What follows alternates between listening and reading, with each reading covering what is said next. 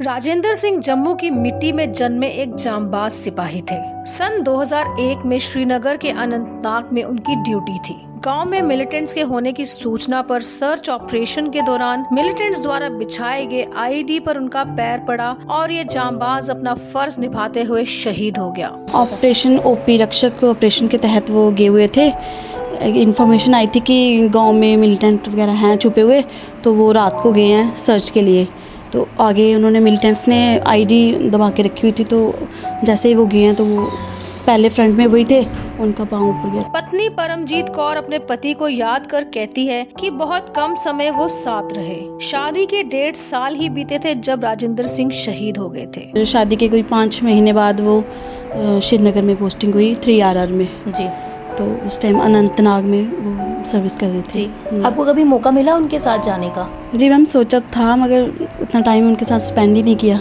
कितना समय रहा आपका एक शादी के बाद? 1.5 साल हुआ था तब। शहादत के बाद हालात बहुत कठिन थे क्योंकि परमजीत कौर गर्भवती थी। बेटा प्रभजोत सिंह अपने पिता को ना देख पाया। पिता की शहादत के 2 महीने बाद प्रभजोत सिंह का जन्म हुआ था। हम पहले तो कुछ समझ नहीं आया कि हुआ क्या, ये कुछ अपने भी होश नहीं रही।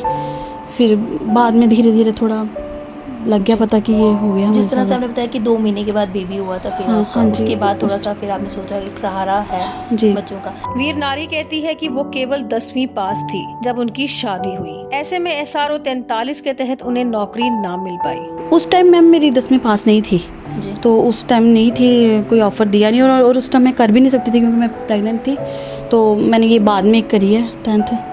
तो अब वैसे मेरे को जॉब की कोई है भी नहीं, बस बेटा चाहती हूँ कि मेरा बेटा आर्मी में एज ए क्लर्क ज्वाइन करवाना चाहती हूँ मैं उसको। हमारी अपील है देश की सभी लड़कियों से कि अपनी पढ़ाई जरूर पूरी करें। परमजीत कौर अगर पढ़ लिख जाती तो उन्हें SRO 43 के तहत एक अच्छी नौकरी मिल सकती थी। परमजीत कौर ने पति की याद में मेमोरियल बनाया, लेकिन वो भी खुद की जमा पूंजी से बनाया। और ये जो मेमोरियल बनाया वो हमने खुद बनाया।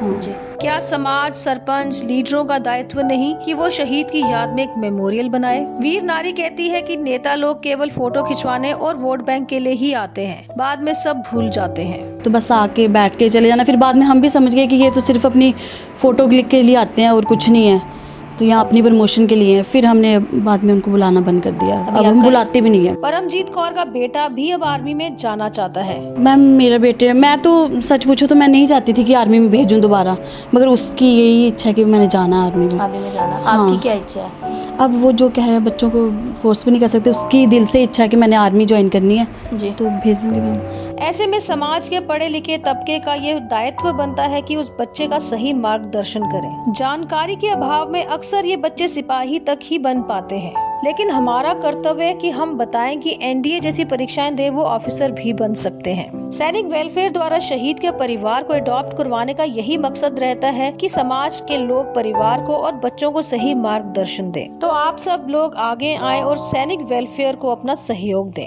जय हिंद।